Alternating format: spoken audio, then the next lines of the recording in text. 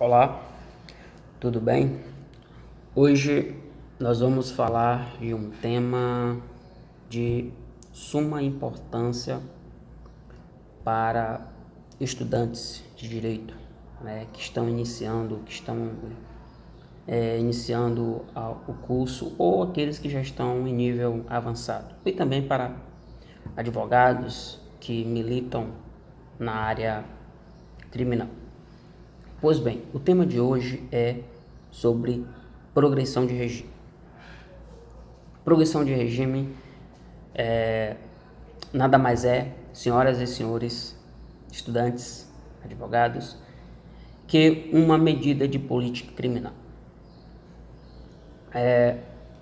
Um condenado, uma pessoa que foi condenada a um determinado crime, que não seja hediondo, segundo a Lei 7.210 de 84, no seu artigo 112, diz que um condenado que só tem direito a progredir de regime quando cumprir um sexto da pena. Por exemplo, um condenado que inicia a pena em regime fechado, acima de 8 anos, segundo o artigo 33 do Código Penal. Então, essa pessoa ou esse condenado só tem direito ou só terá direito de progredir e sair do regime fechado para o semiaberto depois que cumprir um sexto da pena. Artigo 112 da Lei de Execução Penal, a Lei 7.210 de 84. No entanto, no que diz respeito aos presos ou aos condenados por crimes hediondos, é totalmente diferente. O patamar é altíssimo. O patamar é totalmente diferente. Segundo a Lei 8.072 de 1990, a Lei de Crimes Hediondos, no seu artigo 2º, parágrafo 2º, traz um novo patamar. O patamar é 2/5 para primário e 3/5 para reincidente. No entanto, pessoal, nem sempre era assim. Nem sempre era permitido a um condenado por crimes hediondos a progredir de regime. Segundo a antiga redação da Lei 8.072 de 1990, vedava totalmente a progressão de regime, ou seja, o condenado por crimes hediondos teria que cumprir a sua pena em regime integralmente fechado. No entanto, havia uma certa discussão no que diz respeito à não progressão de regime, ou seja, a vedação da progressão de regime para crimes hediondos, para um condenado por crimes hediondos.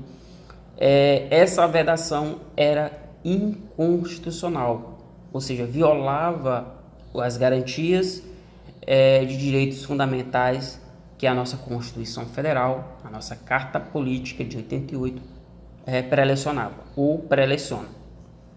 Ou seja, portanto, em 2006, o STF declarou, através do HC 82959, a redação do artigo, da antiga redação do artigo 2º, parágrafo 2º, inconstitucional, porque violava os direitos e garantias fundamentais que a nossa Constituição preleciona, que é o direito, os princípios constitucionais, o princípio da dignidade da pessoa humana, enfim, vários outros princípios que são inerentes à pessoa humana, são inerentes ao ser humano.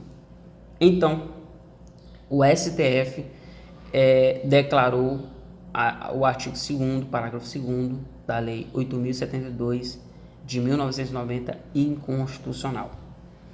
E após a declaração da inconstitucionalidade da antiga redação do artigo 2º, parágrafo 2º da Lei 8.072 de 1990, o STF entendeu de que os presos teria direito de progredir de regime com base na lei de execução penal, que na verdade o artigo 112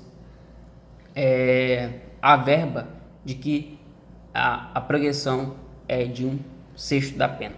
Após cumprir 1/6 da pena, o condenado teria direito ou tem direito à progressão de regime, certo? Até porque, pessoal, na época ou até hoje, o Poder Judiciário ele não pode tipicamente legislar. Quem pode legislar é o Congresso Nacional, certo? Congresso Nacional. Então, por ser vedado, né, ao STF legislar, então ele entendeu que todos os condenados por qualquer crime, quer seja hediondo ou não, ele teria que progredir depois que cumprir 1/6 da pena, certo?